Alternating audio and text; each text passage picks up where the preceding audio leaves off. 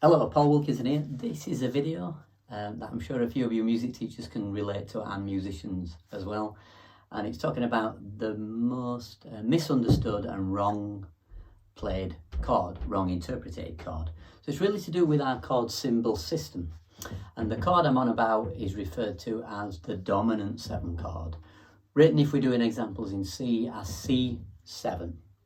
Not C major 7, which is C MAJ7 or C triangle 7, which you often see in American publications. But I'm talking about, first of all, C7, just written C7. Now, C7 means a reduced 7. So, for example, here is the chord of C, C, E and G, and C7 would be C, E, G, and B flat on the top. That is C7, a reduced 7. Here's the chord of D, D, F sharp, A, and the 7th will be the reduced 7, because in the scale of D, the 7th note is actually a black note, C sharp. So D7 will be D, F sharp, A, and C. This chord was a revelation to me when I was a younger music teacher, going back quite a long time. I used to teach an evening class in the local city, and I did that for about well over 10 years.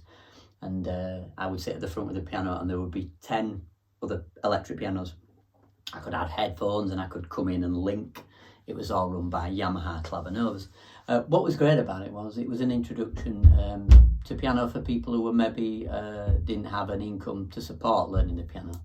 So the year's course was very reasonably priced. It wasn't expensive at all, and they were absolutely tremendous fun. So if anybody's watching these videos and they used to go into those classes, it was a pleasure to share your company for all those years, and I hope you're still playing.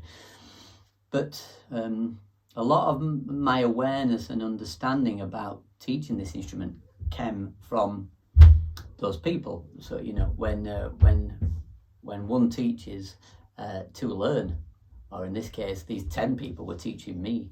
So this was one of the big issues, and this was one of the most confusing chords. And I used to leave the lesson quite confused why my students didn't grasp this chord. So they were fine with C7, C, E, G, and B flat. Reduce the 7, so you flatten the 7th note. Now there's the terminology.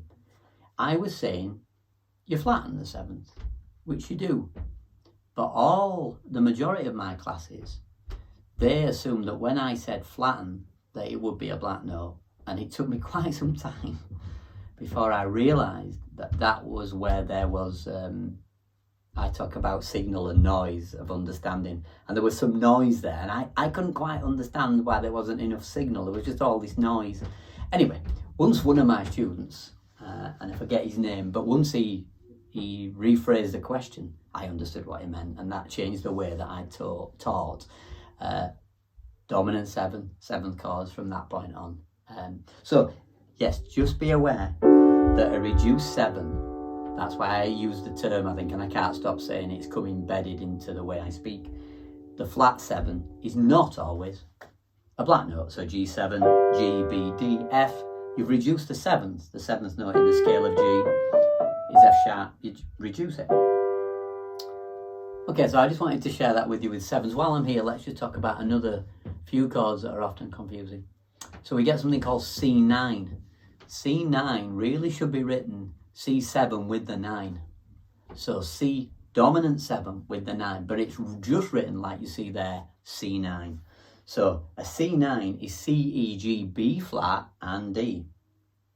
C, E, G, B flat and D.